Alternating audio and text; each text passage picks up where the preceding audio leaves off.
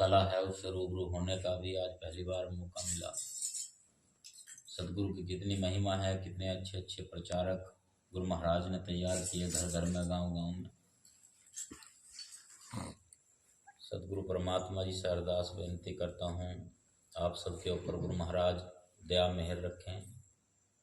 मनोज दास जी से बात हुई थी शाम को, तो कई दिन से गुरुगद्दी ऊन में सेवा चल रही थी, क्योंकि आने वाली 27 तारीख की रात में वहाँ पर एक बड़ा कार्यक्रम होने जा रहा है। स्वामी ज्ञान भिक्षुक जी महाराज की 171वीं जयंती के मौके पर 27 अक्टूबर को सत्संग का कार्यक्रम है। आप सबने भी पहुंचना है, उसमें शामिल होना है। इसी वजह से उधर तैयारी के कारण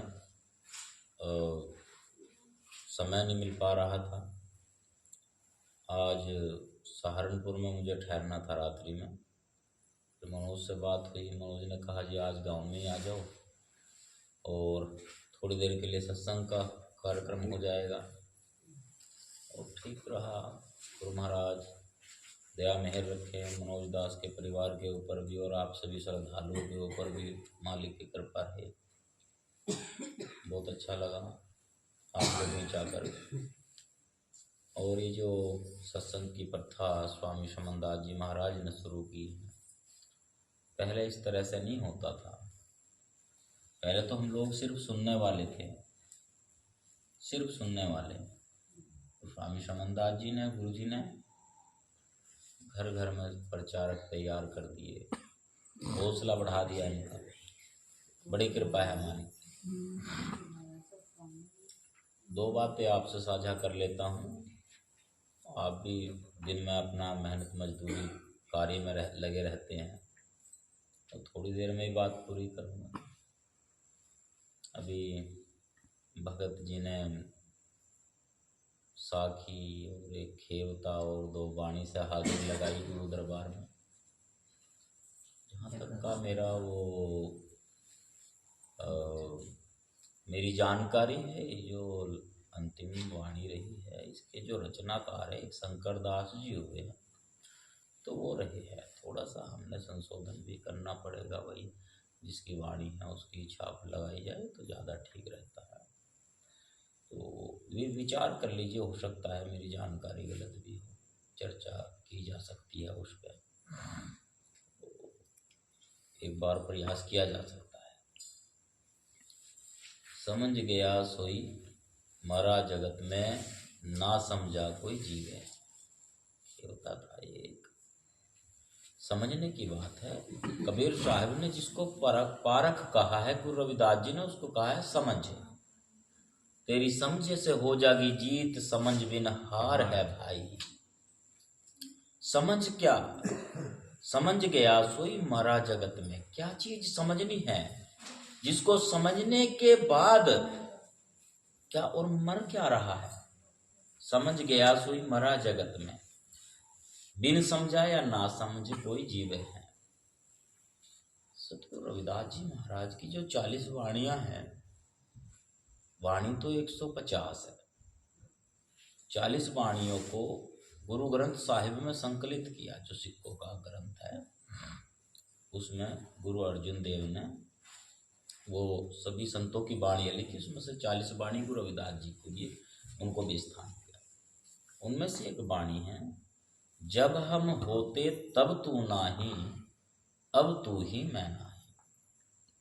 कि जब मैं है ना ये अंदर, जब मैं है तब तू नहीं है, अर्थात मालिक नहीं है, सतगुरु नहीं है। अब तू ही मैं नहीं, और अब आप है, मैं नहीं हूँ। समझ गया सोई मरा जगत में। ये चीज जिसको समझ आ गई, ये चीज जिसको समझ आ गई, तो क्या हो गया फिर? वो अंदर का जो वो है ना, वो मर गया। समझ गया सोई मरा जगत में, जिसको ये चीज समझ आ गई। ना समझ कोई जीवे है, और जीवित वही है, यानी वही जी रहा है जिसको समझ नहीं है कि सब मालिक का है, मेरा कुछ नहीं, सब कुछ उसी का है, उसी के इशारे से चल रहा है सब। बानी पढ़े परख कर जाने, डूब गया सोई नीवे। वाणी तो बहुत सारी है, वाणी इतनी है, वाणी बहु प्रकार की, यानी इतने प्रकार की वाणियां हैं। सत्संग में तो 4 प्रकार की वाणी होती है ना, जीवमुख, मायामुख, ब्रह्ममुख और गुरुमुख। अगर दूसरे तरीके से भी देखें तो जिसे चौथी प्रकार की वाणी को यथार्थ भी कहते हैं। उसमें 2 प्रकार की और भी वाणियां अगर है तो रोचक और भयानक।